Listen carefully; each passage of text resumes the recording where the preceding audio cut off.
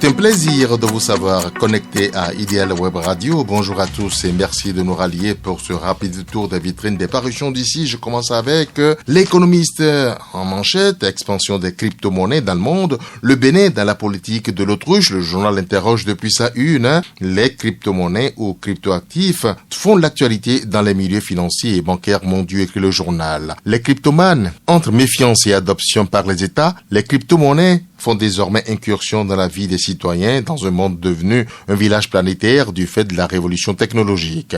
À l'image des États-Unis, du Canada, du Venezuela, plusieurs pays africains ont affiché leur position en faveur des crypto-monnaies. Mais le Bénin continue d'observer une politique de l'autruche, se désole le journal. Toujours avec l'économiste, entretien avec Yves Rosenfeld-Kossou, il dit que l'assurance a beaucoup d'avantages qu'ignorent les Béninois. Ah oui, administrateur des finances, des formations avec plus de 10 ans d'expérience, il aborde dans cet entretien le rôle de l'assurance. Toujours avec l'économiste, Startup Gozem va étendre ses activités aux services bancaires et numériques. Vous voyez comme avec ce confrère. Conseil exécutif de l'OMT, Siandou Fofana élu président. Et coopération, quand le succès de la Chine en Afrique dérange Paris et Washington, ça donne quoi? Le journal donne à lire là-dessus. Nous continuons avec Matin Libre. Affaire atteinte à la sûreté de l'État, à Yvon. Faites de moi ce que vous voulez, c'est le titre de ce journal qui me fait lire ceci au passage. Parole a été donnée à l'accusé pour prononcer ses derniers mots avant le verdict. Il dit exactement ceci, c'est le journal qu'il cite. Madame la Présidente, messieurs les assesseurs, il ne revient pas à la justice criminelle d'arbitrer les adversités politiques. Ensuite, j'aimerais vous faire remarquer que seule la démocratie est éternelle. On peut en sortir, mais croyez-moi, on y revient toujours. La démocratie, c'est la sécurité et la sûreté pour tous. Hors de la démocratie, c'est l'aventure pour nous tous. Aujourd'hui, c'est moi. À quel tour demain? Pour finir, Madame la Présidente, messieurs les assesseurs, depuis le 15 avril, j'ai décidé de faire don de ma personne à notre pays. Vous êtes aussi des enfants de ce pays. Faites de moi ce que vous voulez, conclut Joël Aïvo dans les colonnes de Matin Libre. Et à propos de cette condamnation, enfin le chemin balisé pour la grâce présidentielle, interroge Matin Libre dans ses colonnes. Le journal fait lire ceci. Pour ce qui est de Rekia Madougou, les juristes avaient évoqué le fait qu'il ne peut avoir de grâce présidentielle sans condamnation. C'est chose faite aujourd'hui avec le procès de Joël Aïvo. Désormais condamné à 10 ans de prison et 45 millions d'amende, le chef de l'État va-t-il maintenant lui accorder la grâce présidentielle afin de lui permettre de retrouver sa famille en cette veille des fêtes de fin d'année? Interroge le journal. Nous continuons avec le même journal. 10 ans de prison pour Joël Aïvo. Le procès Rekia Madougou en filigrane, interroge le journal. À travers le procès de Joël Aïvo, n'est-ce pas le sort de Rekia Madougou qui est ainsi projeté? La candidate recalée du Parti Les Démocrates à la présidentielle pourrait se sentir aussi visée par une condamnation similaire, quitte à ce qu'elle bénéficie plus tard de la demande de liberté exprimée par Boni Yayi lors de son tête-à-tête avec le chef de l'État. Mais rien n'est gagné à l'avance, et comme l'a dit Boni Yayi, la décision revient au chef de l'État. Vous avez quelques extraits de la déposition du professeur Frédéric Joël Aïvo devant la Criette le 6 décembre 2021 dans les colonnes du journal Matin Libre, une page entière. Nous continuons avec le même journal. Mouvement de grève dans le secteur éducatif, suspension des contrats des aspirants, le bras de fer engagé, demande le journal. Les aspirants au métier d'enseignant expriment leur ras-le-bol quant à leurs conditions de vie et de travail.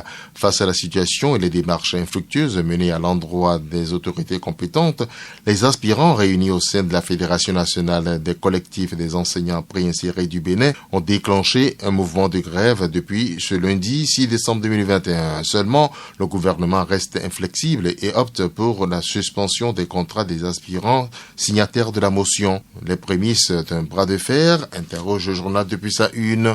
À propos de ce dossier, la CSTB lance un appel au gouvernement, nous informe dans ses colonnes Matin Libre.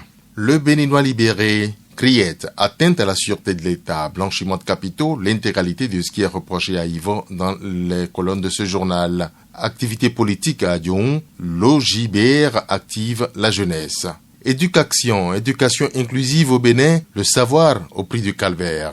Voyez comment dans le numéro 2 cette semaine, restitution de l'évaluation de la conception des jeux et jouets, les enseignants du CINEM Bénin entre observation et proposition. Annonce de débrèche de 72 heures dans le secondaire, des enseignants préinsérés ont observé le mot d'ordre. Le matinal, affaire complot contre la sûreté de l'État et blanchiment de capitaux à la criette, 10 ans de prison et 45 millions d'amende pour Aïvo et ses co-accusés. Le comptable acquitté, le journal vous retrace le film de l'audience dans ce numéro. Éducation, les raisons de la suspension des contrats des aspirants, c'est coulé dans les colonnes de ce journal. Le Télégramme, l'opposant Joël Aïvo face à la justice, ils ont ceci, le journal rapporte, j'ai décidé de faire don de ma personne à notre pays. Et puis, traitement des informations sur le terrorisme. L'Association des journalistes spécialistes des questions de sécurité invite à la retenue face à la menace des groupes armés. Coupe du Monde, Qatar 2022, la FIFA tranche en faveur des léopards. Le Bénin prend acte de la décision. Attaque au nord Bénin, les soldats blessés hors de danger. L'armée retrouve un 10e corps d'agresseurs, nous informe le journal. Le pays émergent interdit de prendre des arrêtés jusqu'à nouvel ordre par son ministre de tutelle, sale temps pour le préfet Orunla. La colère du ministre Swat Romeki contre l'opération de déguerpissement du stade de l'Amitié, général Mathieu Kérikou, le journal en parle. Enseignement secondaire, les contrats des aspirants grévistes au métier d'enseignant suspendus. Le journal donne des détails à propos. Le radar, Agence nationale d'identification des personnes, l'obtention du certificat du numéro personnel d'identification désormais gratuite. Et puis Benetofa, ce que prédit le FA pour l'année 2022, le journal donne à lire là-dessus. Nous continuons avec l'investisseur. Jasmine Cherchali, PDG de CIS Management, sur la gestion sportive et artistique, et dit exactement ceci depuis la une de l'investisseur, il y a du talent et des possibilités de développement à grande échelle au Bénin. Et puis, gestion axée sur les résultats. Au sein des entreprises, Talent Incubator renforce les capacités de Kofi Massarl. L'Audace Info, flou autour de la disparition mystérieuse d'une somme de 200 millions de francs CFA attribuée à un diplomate.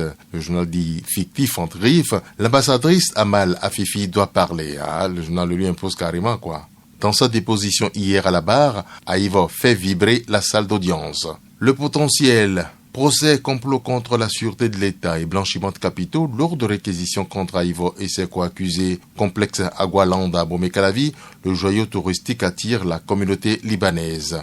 Pour violation de l'article 12 de leur contrat, des AME suspendus. Fraternité, affaire complot contre la sûreté de l'État et blanchiment de capitaux, Aïvo condamné à 10 ans de prison ferme. Seul Alain Nionfon libéré. Après l'abrogation de l'arrêté préfectoral sur la circulation à Cotonou, les regards désormais tournés vers la mairie.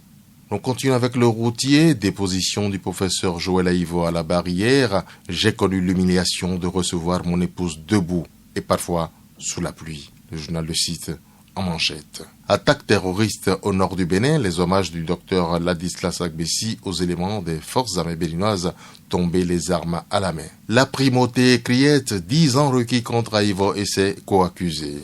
Commissariat de Firossé à Cotonou, le grogneur Gaoutodé, toujours en garde à vue.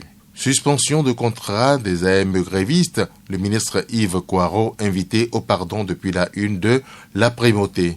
La Couronne Info, procès sur l'atteinte à la sûreté de l'État. Joël Aïvo condamné à 10 ans de prison. Tout sur ce procès dans les colonnes de ce journal. Et puis, pour suspension de leur contrat de travail, du souci pour les aspirants au métier d'enseignant gréviste.